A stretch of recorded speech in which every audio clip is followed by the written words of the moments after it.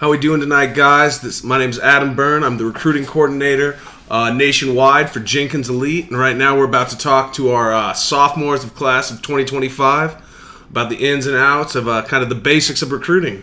So without further ado, here we go. First off, we got our introduction. Just, it's football season. It's here. Some of us might have a game tomorrow, game today, going into week 2. But the most important thing really about our recruiting is making sure we're organized so we can capitalize on the recruiting process and the opportunity to play ball at the next level. So along the way here are following kind of points of emphasis to help you guide yourself along the way and find yourself a new home in the future. So just starting out, just kind of understanding the college football landscape. There's several levels of football, and each level has its kind of own different rules, regulations, and as well as skill sets. So just to start off, there's 2 levels of Division I football. You have FBS, which is the Football Bowl Series, and then FCS, which is the Football Championship Series. Now, Football Bowl Series, that's your standard big schools, like University of Colorado, University of Texas, Oregon, Clemson, the big ones you see every Saturday. FCS, now these are smaller schools. This is like Sam Houston State, Eastern Washington, North Dakota State, Northern Colorado. Still big schools, and actually they're considered full Division I schools in every other sport but football. But again, there's a difference in between, and we'll get into that here soon. Then we have our Division II schools, which are again kind of smaller schools, and these are schools like Fort Lewis College, Colorado School of Mines, West Texas A&M, kind of, smaller schools. But again, these are still big schools and can still offer you a scholarship, right? And then we have Division III, which is the smallest NCAA level. And now these schools, they're only academic scholarships. But these are schools like Linfield, Mary Hardin Baylor, just kind of smaller, usually more high academic schools. RPI, for example, is also a Division III school. And then we finally have NAIA, which are schools like Southern Oregon, College of Idaho, Lindsey Wilson in Kentucky, for an example. And then finally, last but not least, we have junior colleges, which there are a plethora of junior colleges, both on the West Coast in California, and then also in Kansas, Texas, and in the Southeast as well. So again, we're going to start off with talking about just FBS right here. FBS, you have 85 full scholarships and 120 roster spots. So essentially, with that full scholarship means that you don't have to pay a dime to that college, and that they're flipping the bill from everything from your tuition, your housing, books, fees, parking, the whole 9, right? And it's capped at 120 roster spots. All right. Next, we have our FCS schools. FCS schools, we have 63 total scholarships there, divided amongst that 85 players. And again, you have a 120 roster spot cap. Now, when we're saying 63 scholarships for 85 players, this means that they're packaging your scholarships. And this is something you'll see at both FCS and Division II, as well as NAIA. And what we mean by packaging your scholarship, we're talking about it's divided between your athletic scholarship, your academic scholarship, and the need-based money if you qualify for that as well. All right. So example being, say it costs $20,000 to go to Northern Colorado, and you get a $10,000 football scholarship and then $10,000 for academic. So you're still on a full ride, but you're still considered only on a half scholarship because half of your money is coming from your academic prowess. Okay. Then we have our Division II schools. Again, so Division II, much like FCS, you have 36 scholarships divided, right? So again, you can divide them however you feel, whether it be a half scholarship, a quarter scholarship, just books, just room. It all depends, right? And the big difference with Division I, Division II, Division III, and NAI is you have an uncapped roster. And the reason you have these uncapped rosters is because these are smaller schools. So more kids on the roster ultimately mean more kids at the college, right? So it's also about helping that school get more kids into their school. Whereas, at a big school like an FBS school like Ohio State, they don't need help getting more kids into school. There's already 60,000 people there, right? Now, Division III is a little different. Division III has no athletic scholarships at all. It's all based on academic, need-based, and kind of merit scholarships. So they'll package you a certain way, but you're never going to have that true athletic scholarship at the Division III level. And then finally, we have our NAIA. NAIA has 24 total scholarships divided, and NAIA competition-wise is very similar to Division III, but they do actually offer some athletic aid. So you're going to have a little different scholarship setup as you would compared to Division III school. And much like Division II and Division III, NAIA has an uncapped roster. So next thing we're going to start on right here is just how to use social media, right? Social media, that can be your biggest tool or your biggest enemy, depending how reckless you are, right? So in today's world of recruiting, coaches are going to really use Twitter, Facebook, Instagram, Snapchat, TikTok. They're going to try to reach out to you one way or another, right? But Twitter is kind of the main thing we see with recruiting, especially in regards to football, right? And every program is going to scour all that social media and see what your interests are, so see what your interest as a person, and then the image you're projecting. And this is extremely important, right? So make sure we're paying attention to not only what we retweet, but what we're liking on these platforms as well. Because coaches are going to go and see what your likes are on Instagram and on Twitter, and they're going to say, all right, what does this guy like as well? And if you're liking, questionable like things, that could get you pulled off somebody's recruiting board. And again, multiple platforms is always going to make it easier to get your film out and seen by coaches. So, if you want to post it on your highlights on Twitter, Facebook, Instagram, it's never a bad idea. Next, we're going to go how to build a Twitter bio. So when we're building our Twitter bio and recruiting in general, we want to make it as easy as possible for these coaches to find us, right? So we want to make sure we're using our real name and not like a nickname we've been given or a nickname we've given ourselves, right? So example being like my Twitter tag is AB at Jenkins Elite, Adam Byrne, and I work at Jenkins Elite, right?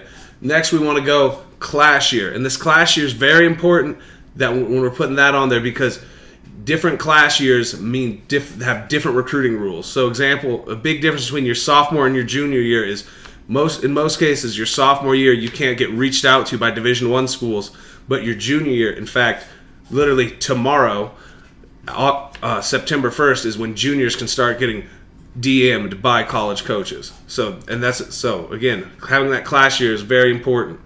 Next, we want to have our entire high school name, right? So example being, we don't want to put, RMHS, put out completely Rocky Mountain High School, right? And then we want to have our position or positions we play, followed by our GPA and test score. This is important because now we're talking about, or if it's a D3 school, do we have those high GPA to get into that school and to get those merit scholarships? Or at the same time, even if it's an FCS or Division II school, do we have that GPA that's going to help package us and make it more affordable for us to go to that school in the future, right? Next, we want to put our location, and this is important again because there's a lot of schools that have the same names. Example being, we just spoke about Rocky Mountain High School. Are we talking about Rocky Mountain High School in Meridian, Idaho? Or are we talking about Rocky Mountain High School that's in Fort Collins, Colorado? So we want to make sure we're specific about our location, right? Next, we want to have our profile picture. When we have our profile picture, right, we want it to be kind of a close-up of our face or an action shot of us playing football. A common issue we run into with our kids from Colorado is they'll throw a picture of them, snowboarding or skiing, and you're on a mountain super far away, and how am I supposed to tell if that's the guy I'm looking for, right? So again, we want to make this picture easy for us to see, like in our jersey, so with our number on it, so that way that coach knows, hey, this is the guy I'm looking for, or at least our face, so they can recognize you. With our background picture, we want to think about, again, it's not as important as far as it has to be football related, but we just want to make sure it's something smart, right? Something that's not going to offend anybody or get us in trouble. Just something real basic. And then finally, we want to link our highlight huddle or our highlight link into our profile, and that can either be via Huddle, or if you don't have Huddle, it can be YouTube. But we want to make sure we're putting out that link in, and we want to have our most recent highlight in there, right? We don't want to have our highlight from like 2 years ago in our youth program. We want to have our sophomore highlight. You got me? Speaking of highlights, right? How to make a highlight. So the first thing we want to do is start with a good info slide, right? We want to put our name, our phone number, graduation year, test scores, GPA. Maybe our email address is also a good call as well. We want to make it easy to be found and have our information. Next, we want to keep that video short. If it's our full season highlight, it shouldn't be more than 3 to 5 minutes is that perfect length. If we make our half season highlight, we're thinking more in that like 2 to 3 minute range, right? We don't need to have a ton of film because ultimately these coaches are going to get a full game film so they can really see, your good plays, your bad plays, your exciting plays. So again, we don't need a long highlight video. We just need that kind of almost like a teaser or like a trailer you'd see for a movie, right? So with saying that, we want to prioritize our best plays that highlight our skill set, right? So include a variety of different plays. Don't just have the same pass play over and over, the same run play, right? We want to show off our skill set, right? Because the more things you can do, the more valuable you are to a program, right? And it doesn't have to be like in order of, all right, these are all my long passes, these are all my short passes, or these are all these are my defensive plays, or these are my offensive plays, right? You can put them all together. That's perfectly fine. We just want to make sure we're having our best plays possible. Next, we want to make sure we're playing against the best competition possible in those clips, right? Because, at the end of the day, if we're going to play at college at the next level, all the guys that you're playing are going to be the best players you played in high school. So we want to make sure we're putting in our best competition because that's the best way for those coaches to project what you may be playing like in the future, okay? Then we want to make sure, don't worry about fancy transitions and music. These coaches are watching, potentially hundreds of kids a day. So kind of skip all that nonsense and focus more so on the plays than putting a fancy circle on there or having some whatever your favorite song is. The important thing is what's on that clip, not what the music is behind it, right? And then once you're finished, make sure you have one of your coaches, or if you're a Jenkins Elite guy, feel free to send me your highlight and I'll look at it, and just that way we can iron out all the little details we may need, right? Next thing we're going to talk about are camps, and there's a million different types of camps around there. So we're kind of just going to go through the main ones that you're going to encounter, right? So the first one you're going to see a lot, just in general, are what they call exposure camps. And these are camps that aren't affiliated with any college or university, usually directly. These are camps like Rivals, Elite 11, The Opening, etc. I personally am not a big fan of exposure camps. I think a lot of those are kind of money grabs to an extent, because most of the time when the best exposure you're going to get is on that Friday night making plays. Next, we're going to talk about is our college camps. And college camps are football camps that are held directly on that college campus and are coached by the college staff themselves. And these are the camps that I find most rewarding, most important for our guys to go to, for the reason that when we go to a college camp, right, we get to actually see the town that college is in. We get to see that campus, their facilities. We get to meet those coaches, hopefully establish a great relationship with them and meet those players, because we want to be able to, when we're trying to make our college choice, the more information we have about that school, the better our choice is going to be in the future. So I'm a big believer in making sure we're going to the college camps, and you can go to college camps either at big schools or smaller schools, it doesn't matter.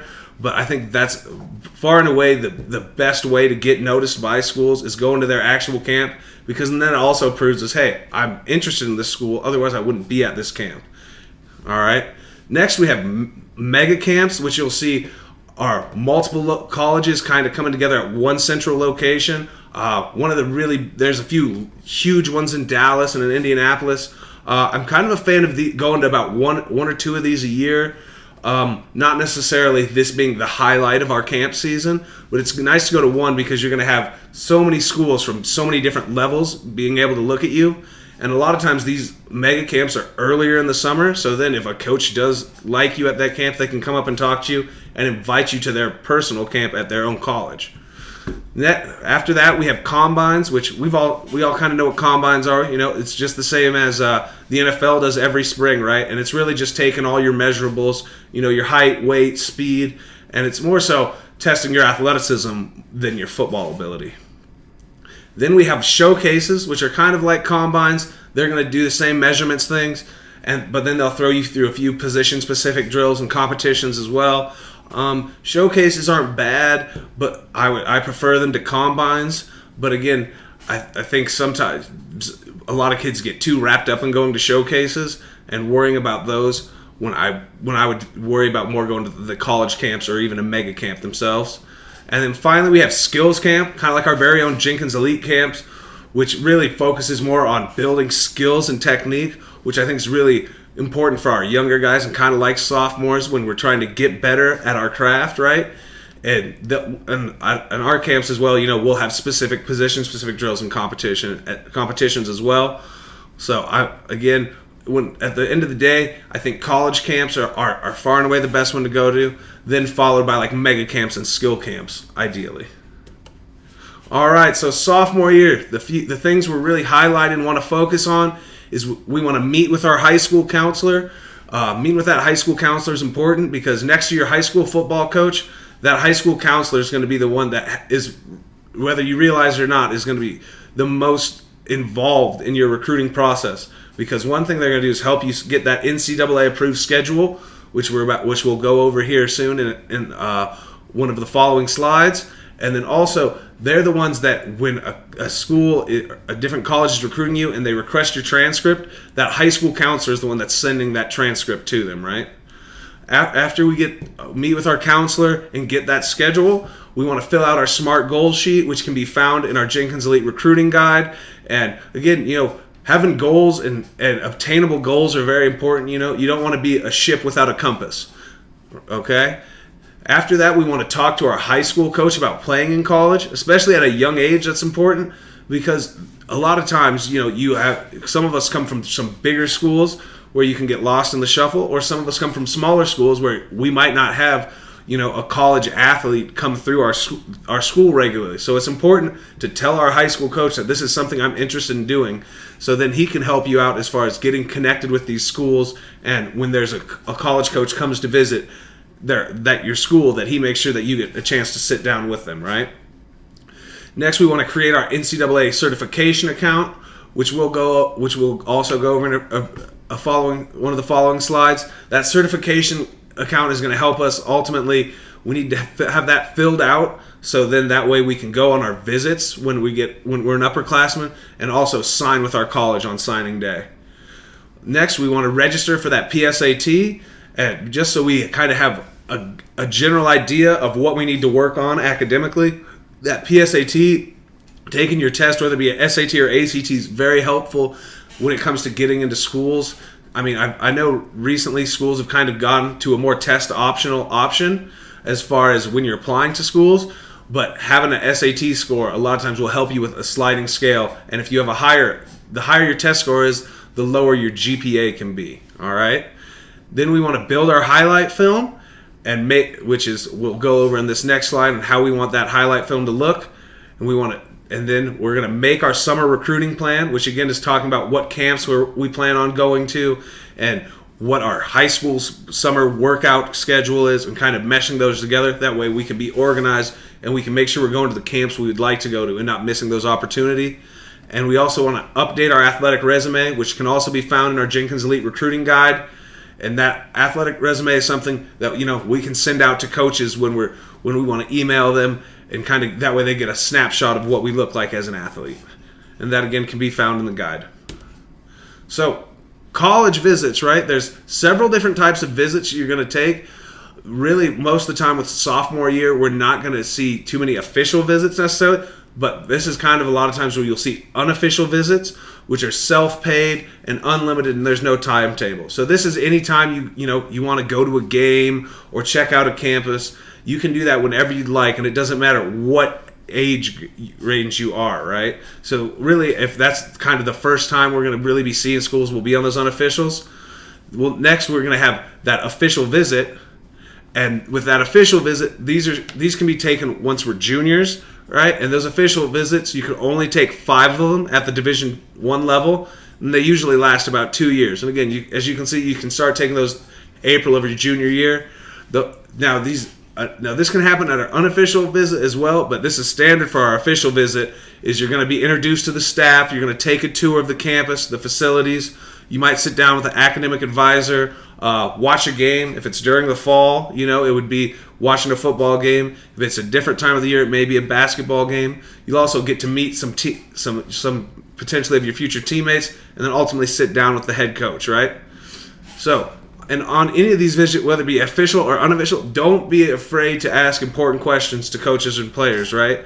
Because the more questions you're asking, these are more answers you're going to have, which is ultimately more information for you to make the choice that hopefully you'll be happy with, right? Because again, we want to go someplace where we can see ourselves being happy for the next 4 to 5 years, right? And then once we're there, think about how you fit into that program's culture, as well as kind of how does this campus feel. And remember, we want to act professional. This is a job interview with our future on the line. So NCAA registration, right? I kind of glossed over that earlier. So if you want to play an NCAA sport at the Division I or Division II level, basically as far as with at the athletic scholarship, and now you're going to want to make sure we have to have this done, that you got to register with the NCAA Eligibility Center. And that's pretty standard. It's at eligibilitycenter.org. Plan on registering before your sophomore year. Now, so we should be able to register for that right now, right? And if you haven't, don't worry. You're not behind the 8 ball. But we want to create that certification account, which means we want to complete that, which we need to do before we can make an official division or sign with the school of a national letter of intent. But we got to complete that. And really all it takes is a valid email, your basic personal info, your student education history, which is basically a transcript from your school that you've gone to, or if you've transferred, then it's going to be, you'll need a transcript from each school that you've been at, your sports participation history, and of course, like anything in life, you got to pay something, and for this one, it's $90, right? So next, we're going to talk about our academic requirements. Our academic requirements, you need to have 16 core classes, right? Which are 4 English, 3 math, 3 science, 2 social science, a foreign language, or a comparative religion or philosophy class, and then 2 additional courses of any of those subjects, right? Now, we need to have at least a 2.3 GPA, and by at least, I mean we better have a 2.3 GPA, and ideally, we should flip those numbers. Have a 3.2 GPA, and then you'll probably get into just about any school that you would like, right? And then we need a minimum ACT composite score of 75 or a minimum SAT score, and when we're talking that SAT score, it's just math and English, of 900.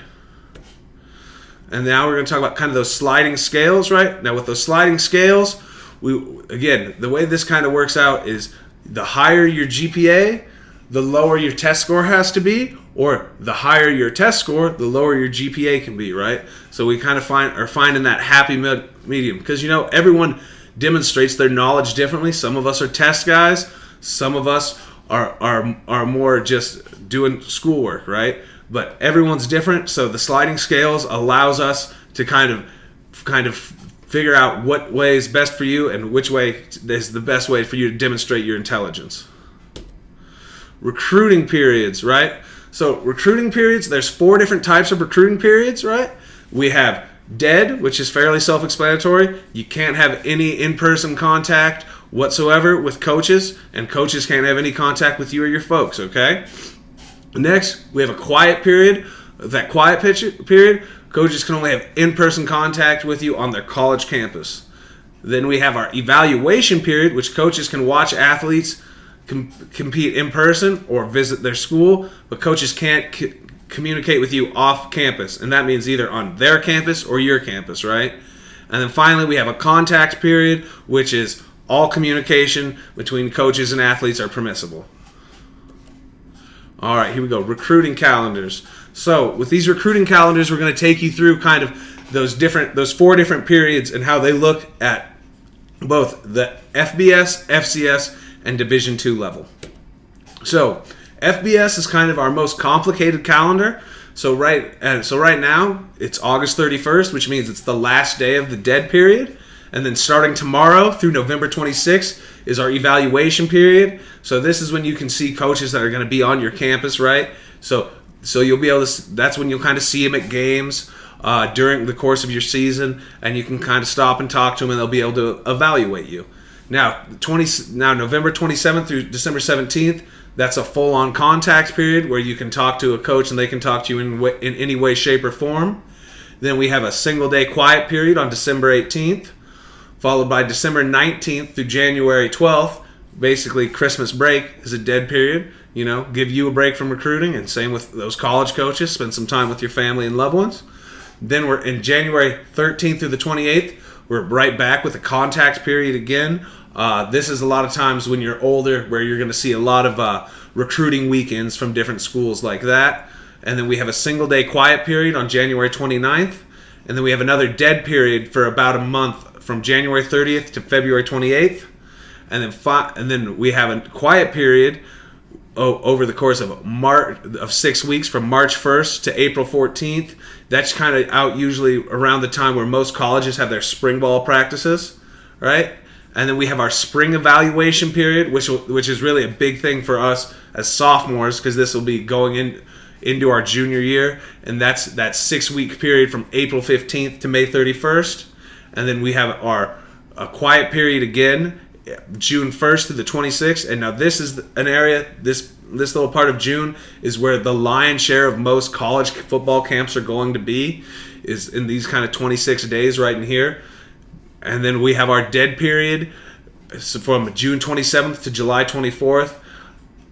And then we're followed by a small little, this is actually relatively new in the last 2 years. We have a small window from July 25th to the 31st, and a lot of times you'll see some college football camps squeaked in here that last week of July. Next, we have our FCS calendar, and if you notice, our FCS calendar is a little more simple than our FBS calendar. Again, we're still in that dead period, the last day today, and then tomorrow starts that same evaluation period that we saw in the FBS calendar from September 1st to November 26th. And then we have our very similar contact window as well from November 27th through December 17th, followed by a single-day quiet period again, and our Christmas break dead period from December 19th to January 12th. And then we're right back again at that contact period, right, of January 13th through the 28th. And then we have a quiet period, another single-day quiet period at the end of January, followed by a 3-day dead period. And then this is the big difference, right? From February 3rd, essentially, through July 31st, you're still going to be able to talk to a coach in one way, shape, or form, right? So February 3rd through April 14th is that quiet period. You have that same eval period, right, that you did at FBS from April 15th to May 31st. And then the difference is, again, that the summer for them, you have a whole 2-month quiet period as opposed to you have that 3-week break on the FBS schedule. Next, we have Division II. Now, Division II, we're starting off with that same dead period followed by the same evaluation period. But if you notice, once we have our eval period, it's a little different, right? Now we have our contact period, which goes through November 28th all the way through the 18th, and we only have a 2-day dead period over Christmas, right, as compared to our other two. Now in December 22nd through January 8th is contact. Then we have another small little 2-day dead period, January 9th through the 11th. Then we have a 2-week contact period in January, 12th through the 29th, followed by the last dead period of the whole year, which again is only another 3-day dead period, January 30th through February 1st.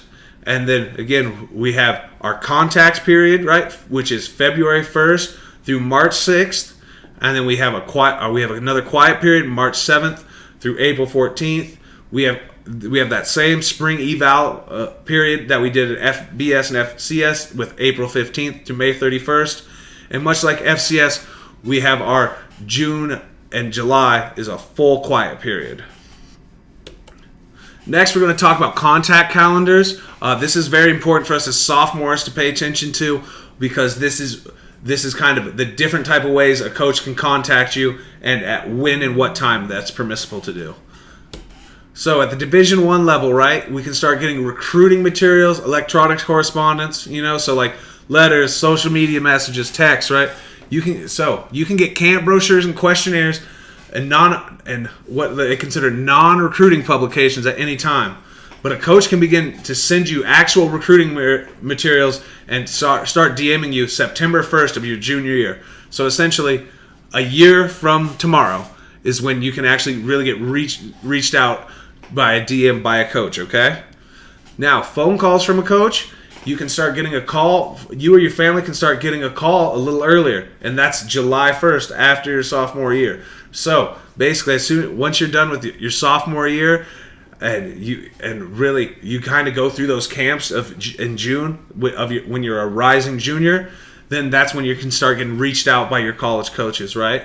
Off-campus contact, a coach can only have contact with you or your family beginning July 7th after your junior year. So for all of us, we got some time before that's an issue. An unofficial visit, again, that's something you can do with you and your family's own expense. You can do that anytime except for during dead periods. And then finally, we have our official visit, which a college can pay for you and up to 2 family members. And this is at the Division II level, or the Division I level, beginning of April 1st of your junior year, right? And you can only take 5 visits max with these Division I schools. Division II, again, smaller level, so lighter rules, right? So a coach, when we're talking about DMs and letters and texts, etc., a coach can begin sending you materials June 15th after your sophomore year, right? So you can get it a little earlier. Phone calls, again, June 15th. Off-campus contact, June 15th after your sophomore year. So if I'm you, I'm probably putting June 15th in my calendar this year because that's the magic date where Division II schools can really start actively recruiting you, right? Again, that unofficial visit, that can be taken whenever you want. Official visit, what is that? Again, June 15th after your sophomore year. Now, a big difference, there's no max visits with that. All right, and finally, we have Division III. With Division III, obviously, smaller level and no true athletic scholarships are on the line, so you can receive printed materials at any time. There's no limit to the number of calls you can get made by a coach. A coach can have contact anytime after your sophomore year. So the day that you become a junior, congratulations, you can start getting talked to by a Division III school, right? You or your family, and again, unofficial is anytime unless it's a dead period. And then your official visit, which the program can pay for you to visit your college, that starts up January 1st of your sophomore year, right? So kind of with recruiting, the easiest way to think about is the higher the level, the more rules there ultimately is for us to see on that, all right? So with that said, we're kind of coming to a conclusion. If you have any questions, comments, concerns, feel free to reach out to me. Again, my name is Adam Byrne. My information is below. You can email me at adambyrne@jenkinselite.com. You can give me a call or text at 970-903-6858. And I'm always available on Twitter to DM at AB Jenkins Elite. Thank you guys so much for all your time. Again, if you ever have any questions, please reach out to me. I'm here to be a resource for you guys. Have a good evening. I'm looking forward to seeing you guys have a successful fall. Thank you. Bye.